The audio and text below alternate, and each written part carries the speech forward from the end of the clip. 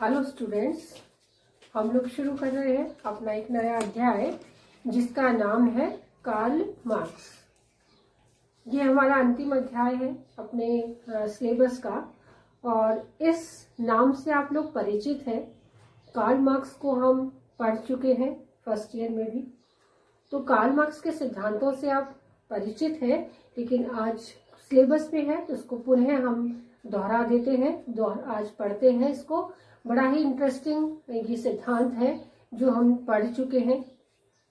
तो यदि Karl Marx का हम सामान्य सा परिचय देते हैं तो ये जर्मनी के रहने वाले थे और इनका जन्म 5 मई 1818 में हुआ था।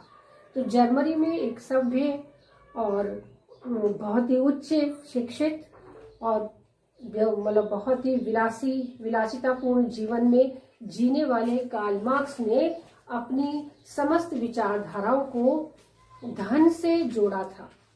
आर्थिक विचारधाराओं को लेकर ये चले थे, क्योंकि इनके पिता जो थे वो एक वकील थे, जिन्हें इस प्रकार की जो अमीरी गरीबी का भेद है, जो अमीरी गरीबी की वजह से बहुत सारे अत्याचार और शोषण दिखाई देते हैं, उनसे वो काफी घृणा करते थे और यही विचार मार्क्स में भी प्रतिस्थापित हो गए। वो भी उस अर्थव्यवस्था से, उस आर्थिक व्यवस्था से बेहद नाखुश था जो हम सामान्यतः देखते हैं।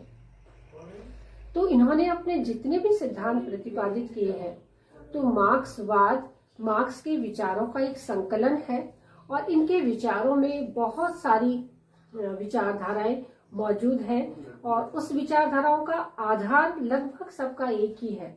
इनका आधार आर्थिक व्यवस्था रहा है और अर्थ को लेकर ही इन्होंने बहुत सारे सिद्धांत का प्रतिपादन किया और उन समस्त सिद्धांतों को ही मार्क्सवाद कहा जाता है, मार्क्स की विचारधारा। उन्होंने अपनी बहुत सारी पुस्तकों का भी लिखी है, उन्होंने बहुत सारी पुस्तकें, उनमें से कुछ महत्वपूर्ण पुस्तकों के मैं नाम आपको बताती हूँ। तो एक पहली पुस्तक है उनकी द पॉवर्टी ऑफ फिलॉसफी। गरीबी को लेकर उन्होंने पुस्तक का निर्माण किया था, बनाया था उन्होंने, वो है द पॉवर्टी ऑफ फिलॉसफी, कि क्या फिलॉसफी रहती है। उसके बाद में है द कम्युनिस्ट मैनिफेस्टो, ये भी उनकी एक महत्वपूर्ण चर्चित पुस्तक है। उसके बाद में क्लास स्ट्रगल इन फ्रांस और दास कैपिटल, ये सारी की सारी उन्होंने पुस्तकों का एक बहुत बड़ा संकलन करके छोड़ा है और उन पुस्तकों के अंदर अपनी ज्ञान समृद्धि से जो राजनीति विज्ञान को समृद्ध उन्होंने किया, वो अभूतपूर्व योगदान रहा है मार्क्स का। लेकिन जब हम उनके सिद्धांतों को देखते हैं तो हम उसके इर्द गिर्द अपने को पाते हैं। कई सारी बातें उसके सिद्धांत में आज भी वर्तमान में भी मौजूद है और कई सिद्धांत व्यवहारिकता से कहीं दूर है। तो उनके सिद्धांतों को हम क्रमबद्ध तरीके से पढ़ेंगे। तो आज हम उनका पहला सिद्धांत, जो द्वंद्वात्मक भौतिकवाद के नाम से जाना जाता है, उस सिद्धांत को आज हम पढ़ रहे हैं। तो द्वंद्वात्मक भौतिकवाद सिद्धांत में कुछ शब्द जुड़े हुए हैं। जैसे द्वंद्व की जब हम बात करते हैं तो द्वंद्व का अर्थ क्या होता है सामान्य रूप में, कि दो विरोधी तत्व जो होते हैं, जो दोनों ही महत्वपूर्ण होते हैं और उन तत्वों में से किसी एक का चुनाव करना काफी मुश्किल होता है। जैसे हम बात करें माता और पिता की, यदि हम बात करें धरती और आकाश की, यदि हम बात करें हवा और पानी की, तो ये दोनों ही जो चीजें हैं, इनकी जो तुलनात्मक यदि हम अध्ययन करते हैं तो ये दोनों विरोधी हैं एक दूसरे की, लेकिन वो सभी कुछ हमारे जीवन में महत्वपूर्ण स्थान रखती हैं। तो इसका द्वंद्व का अर्थ मार्क्स ने बताया कि दो विरोधी पक्षों का संघर्ष व उनका महत्व। कि द्वंद्व शब्द क्या है, कि दो विरोधी पक्षों का संघर्ष है और उन दोनों का महत्व भी है। दूसरी बात इसमें आती है भौतिकवाद की। तो भौतिकवाद जो शब्द है, उस भौतिक का अर्थ हम लोग जानते हैं कि ऐसी चीज जिसको हम देख सकते हैं, छू सकते हैं, वो क्या कहलाती है? भौतिक चीज। तो यहाँ पर मार्क्स ने उस चीज को दिखाई देने वाली जड़ या अचेतन तत्व के नाम से परिभाषित किया है कि भौतिक क्या है? कि जो तत्व जड़ है, जो अचेतन है, जो अचेतन है, जो हमें दिखाई नहीं देती इस रूप में, लेकिन वो है मौजूद, पूर्ण रूप से ना दिखे लेकिन अचेतन रूप में वो हमें दिखाई देती है, लेकिन वो जड़ तत्व है, उसमें स्थायित्व होता है। और तीसरी बात उन्होंने कहा वाद। तो वाद का अर्थ है एक विचार, एक विचारधारा या कोई संबंधित सिद्धांत। तो मार्क्स के विचारों को जब हम पढ़ते हैं तो उन विचारों में जो मुख्य बात उसने बताई द्वंदात्मक भौतिकवाद में, तो ये जो वाद है उसकी उन्होंने 3 अवस्थाएं बताई है, और वो 3 अवस्थाओं के नाम है वाद, प्रतिवाद और संवाद। मार्क्स ने अपने विचारों को हीगल से लिया है, तो वो काफी पढ़ा है उन्होंने हीगल को, लेकिन हीगल के विचारों में और मार्क्स के विचारों में बहुत ही अलग है।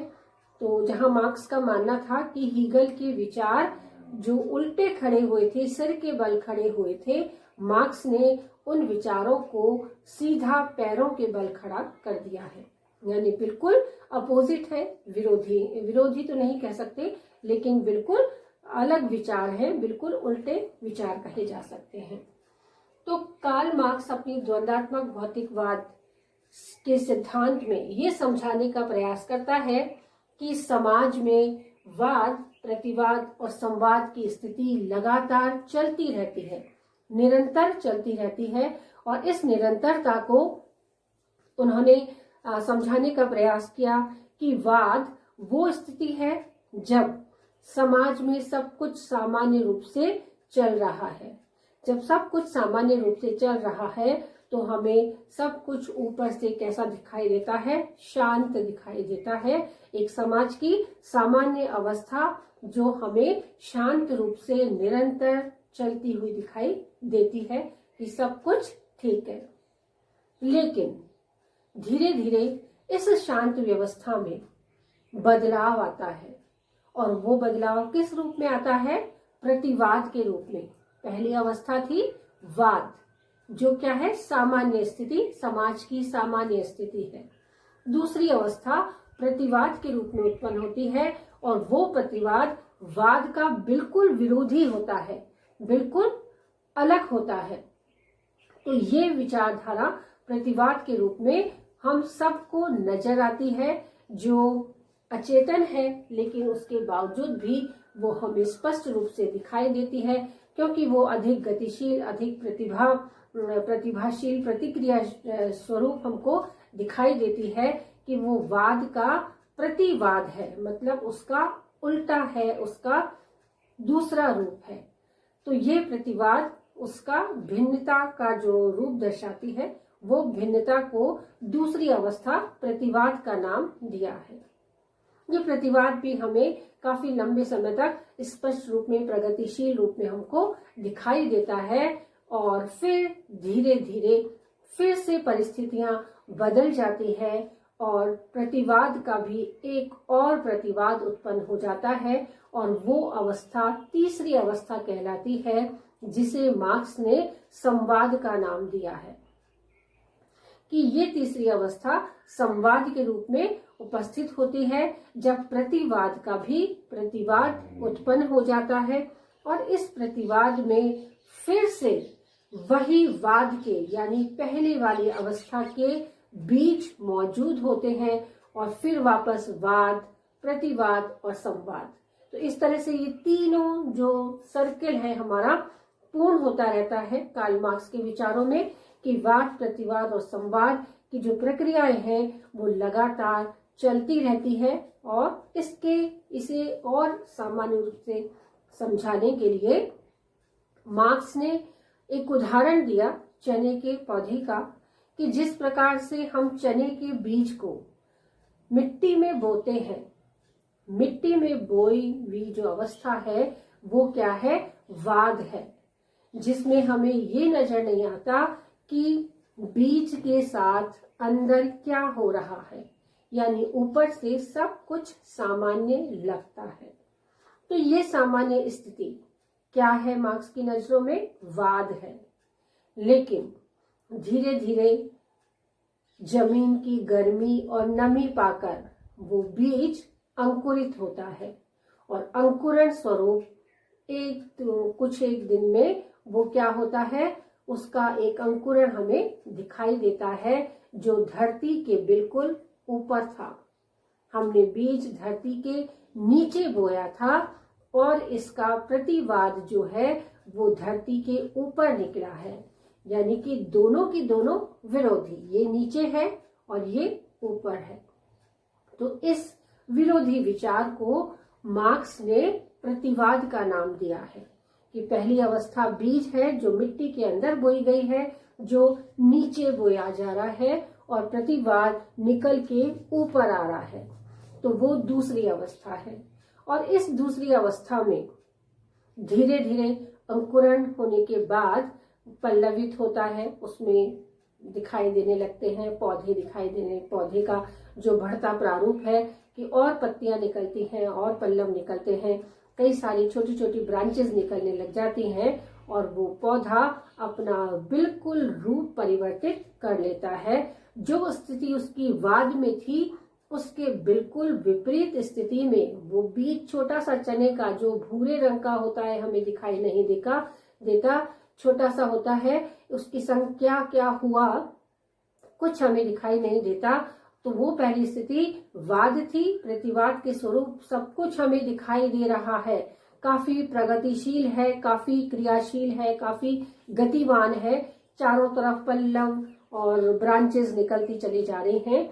ये स्थिति प्रतिवाद की स्थिति है। अब ये प्रतिवाद हमें दिखाई तो दे रहा है, सब कुछ चल रहा है, लेकिन धीरे धीरे इस प्रतिवाद का भी और प्रतिवाद उत्पन्न हो जाता है और वो उत्पन्न होता है फूल, कली और बीज बनने की प्रक्रिया के रूप में, कि अब प्रतिवाद का भी प्रतिवाद उत्पन्न हो जाता है और उसमें अब क्या बनने लग गए, फूल बनने लग गए, और फूल से क्या बनने लग गया, कलियां बनने लग गई, कली बनने लग गई, फूल बनने लग गए और उसके बाद में फल बनने लग गया। और फल जब बनता है तो वो स्थिति को क्या कहा मार्क्स ने, संवाद की स्थिति बताया है कि जो प्रतिवाद का भी प्रतिवाद होता है वो स्थिति संवाद की स्थिति कहलाती है। तो वाद, प्रतिवाद और संवाद को जब हम देखते हैं तो वाद बीज है, पौधा प्रतिवाद है और फल क्या है, संवाद है। अब जब हम संवाद को देखते हैं तो इन तीनों के रूप में भी बहुत अंतर होता है। बीज छोटा सा धरती में गाड़ा गया, पेड़ पौधा बनकर धरती के ऊपर ग्रीन कलर में लहराता है और फल बनकर जब वो आता है तो उसका रूप बिल्कुल भिन्न होता है। तो हम आसानी से इन चीजों को समझ सकते हैं। तो ये स्थिति वाद, प्रतिवाद और संवाद की है। जैसे ही संवाद उत्पन्न होता है तो उसमें बीज किसके होते हैं, वही वाद के बीज होते हैं। जैसे चने का पौधा बीज बोया था तो वापस चने का ही बीज वापस निकलता है। वही कि आम का बीज बोएंगे तो आम निकलेगा, बबूल का पौधा बोएंगे तो बबूल निकलेगा। तो यही प्रक्रिया जो है मार्क्स के अनुसार वाद, प्रतिवाद और संवाद के रूप में निरंतर समाज में चलती रहती है, क्योंकि उन्होंने इस द्वंद्वात्मक भौतिकवाद को एक सामाजिक प्रक्रिया के रूप में समझाने का प्रयास किया है। चने के पौधे का केवल एक उदाहरण मात्र है, उन्होंने समझाया है कि ये एक सामाजिक प्रक्रिया है। तो इस सामाजिक प्रक्रिया को समझने के लिए उन्होंने कुछ विशेषता बताई है द्वंद्वात्मक भौतिकवाद की, और उस भौतिकवाद की विशेषता को हम पढ़ते हैं। पहली विशेषता उन्होंने बताई कि समस्त वस्तुएं परस्पर संबद्ध और आपस में अन्योनाश्रित होती है, जैसे मानव शरीर या वृक्ष। तो पहली विशेषता जो थी कि सभी चीजें एक दूसरे पर अन्योनाश्रित होती है। बीज नहीं होता तो पौधा नहीं बनता, पौधा नहीं होता तो फल नहीं बनता। यानी ये सारी की सारी चीजें एक दूसरे पर अन्योन्याश्रित है और एक दूसरे से संबद्ध होती हैं। ये तो बात हुई वृक्ष की। यदि हम अपने शरीर की भी बात करते हैं तो मानव शरीर में समस्त अंग हैं, अलग अलग कार्य करते हैं, लेकिन जिन अंगों को हम देखते हैं, कार्य करते हुए देखते हैं, वो कार्य जब तक हमारे मानव शरीर से वो जुड़े हुए हैं तब तक वो कार्य करते हैं। यदि उसे काट कर अलग कर दिया जाए तो वो गतिहीन हो जाएंगे, फिर उनका कोई अर्थ नहीं रहता, ना कोई पहचान और ना ही कोई कार्य। तो इस तरीके से उन्होंने पहली जो विशेषता बताई वो है कि प्रत्येक चीज एक दूसरे से संबद्ध होती है और प्रत्येक चीज हमें कार्य करती हुई नजर आती है जब तक उसका संबंध होता है और सभी चीजें अन्योन आश्रित होती हैं। दूसरी विशेषता मार्क्स बताता है कि प्रकृति में सभी वस्तुएं अस्थिर, गतिशील और निरंतर परिवर्तनशील है, जैसे पानी, मानव शरीर और मानव व्यवहार। कि प्रकृति की दृष्टि से देखें तो मार्क्स बताता है कि सभी चीजें गतिशील है और परिवर्तनशील हैं और इस परिवर्तन को हम आसानी से देख सकते हैं। कि जैसे पानी के रूप को यदि हम देखते हैं तो ठंडा होने पर पानी बर्फ बना रहता है, सामान्य तापमान में वो पानी बना रहता है और उच्च तापमान पर उसका रूप परिवर्तित होकर वो वाष्प के रूप में परिवर्तित हो जाता है। यदि हम अपना उदाहरण लेते हैं कि मानव शरीर का उदाहरण ले तो आज से पहले जैसा 10-15 साल पहले जो मानव था वो वर्तमान में नहीं है और आने वाले 15 सालों में वो वैसा नहीं रहेगा। यानी प्रकृति बदलती रहती है और इस प्रकृति के अनुसार व्यवहार भी बदलता रहता है। कि परिवर्तन और व्यवहार भी बदलता रहता है, सोच बदलती रहती है। तो ये उसने दूसरी विशेषता बताई है। तीसरी विशेषता की जब हम बात करते हैं तो मार्क्स कहता है कि वस्तुओं में परिवर्तन दो प्रकार से होते हैं। पहला परिवर्तन है गुणात्मक परिवर्तन और दूसरा है मात्रात्मक परिवर्तन। गुणात्मक परिवर्तन का अर्थ है कि परिवर्तन में वस्तु अपने स्वरूप व अपने पुराने गुणों को छोड़कर नवीन गुण धारण कर लेती है और यह परिवर्तन धीरे धीरे तो कभी शीघ्रता से या अचानक हो जाते हैं। कि गुणात्मक परिवर्तन का अर्थ होता है कि पुराने गुणों को छोड़ देता है और नए गुण धारण कर लेता है। तो ये परिवर्तन धीरे धीरे दिखाई देते हैं। तो कभी कभी धीरे धीरे, कभी से अचानक या कभी से एकदम शीघ्र ये परिवर्तन हो जाते हैं। यदि हम वही पानी का उदाहरण लें तो पानी धीरे धीरे बर्फ बनता है और धीरे धीरे ही पानी बनता है, धीरे धीरे ही वाष्प बनता है। यदि हम मानव की बात करें तो धीरे धीरे बड़ा होता है, धीरे धीरे वयस्क और धीरे धीरे बूढ़ा होता है। तो ये परिवर्तन धीरे धीरे ही चलते हैं, अचानक से नहीं होते। ये गुणात्मक परिवर्तन है। और यदि हम मात्रात्मक परिवर्तन की बात करते हैं तो यह परिवर्तन धीरे धीरे बढ़ता जाता है।